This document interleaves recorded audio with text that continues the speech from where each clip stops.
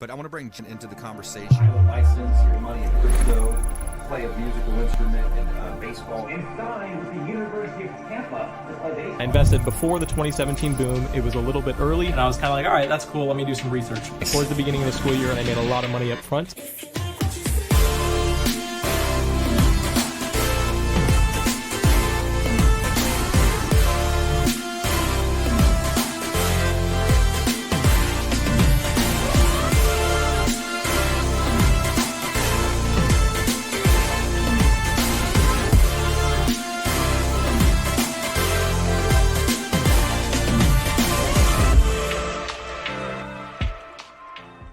Hi everyone, my name is Jackson Shembekar and you're watching my very first show, The Crypto Kid.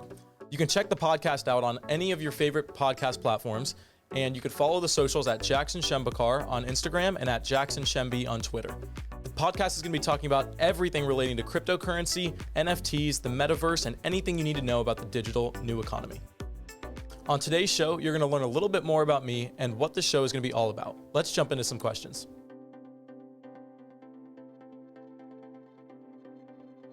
I got introduced to cryptocurrency my freshman year in high school. It was actually the very first week, and what happened was I was in an orchestra class in which all grades were present. So I was a freshman, and there was a senior in the class, and this senior was an absolute genius.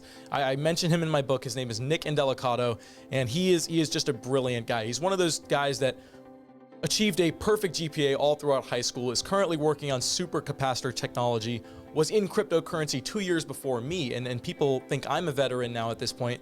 And so this guy was really just on it. And I looked at him and said, well, if you're on it, I should probably come and look at this space as well. And so I go home that very first week in high school, and I start to really dive in and research everything I can about crypto. I'm listening to YouTube videos, I'm listening to podcasts, I'm reading as many books as I can, reading all the articles I can, and I'm just really consuming knowledge about this space. And 4 years later, this portfolio has really developed, but that full introduction really happened in the first week of high school for me. I first got involved in cryptocurrency in 2017 investing in Bitcoin. I actually spent just $20 on Coinbase.com. It was exactly what a beginner investor would do. I spent 5% in transaction fees actually, which looking back is absolutely ridiculous, but it was how I dipped my toe in for the very first time. It was a great experience, and it really stemmed from learning in that first month.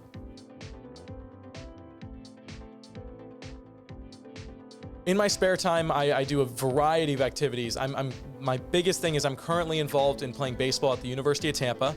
The goal is to get drafted in a couple of years. I just hit 90 miles an hour for the very first time a couple of weeks ago, and so really trying to develop that pitch arsenal.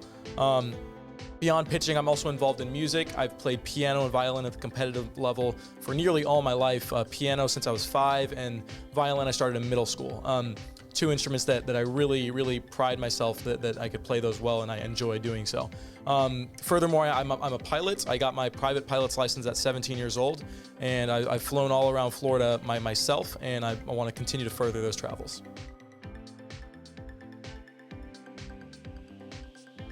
So actually, after I made a lot of money, I've been thinking I'm a big watch guy. I like nice watches. I wanted to get a Rolex. I wanted to get a Ferrari. I wanted to get all these things, and I'm at the point where I can most definitely afford it. But the thing was, the opportunity cost is just too high for me to withdraw from an account that is so profitable, and a skill set that I'm confident in, where if I spend $100,000 on a Ferrari, I'm going to be eating what is now $400,000 in profit very, very soon. So at the time, I know it sounds crazy, but I really don't spend my money on nearly anything. I mean, I go to college, I go through my day-to-day, but my costs are very, very low, and I'm spending a very low amount of my income.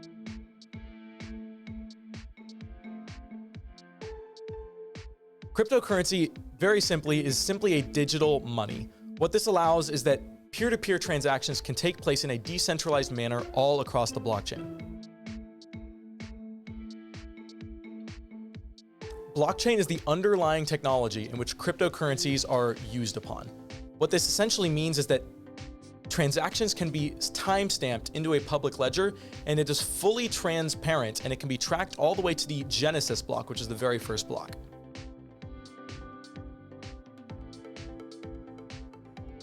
So ironically, there are thousands and thousands of cryptocurrencies out there, and people are talking about them all the time. But really what you hear about is the cryptocurrencies, what I believe are in the top 20.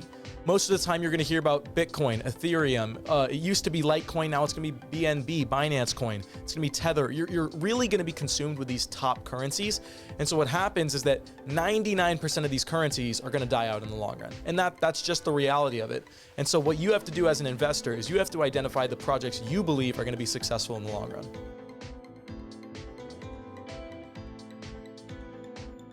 So cryptocurrencies utilize blockchain. Blockchain is simply the underlying technology. What happens is on this chain of timestamps, the transactions can be recorded on this blockchain, and the transactions themselves are the utilization of the cryptocurrencies.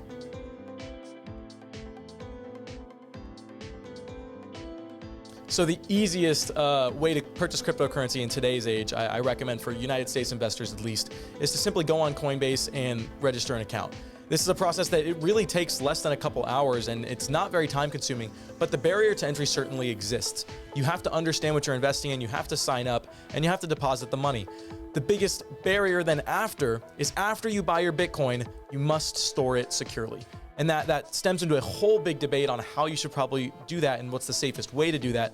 But you should be storing your coins offline and keeping them off of a centralized exchange.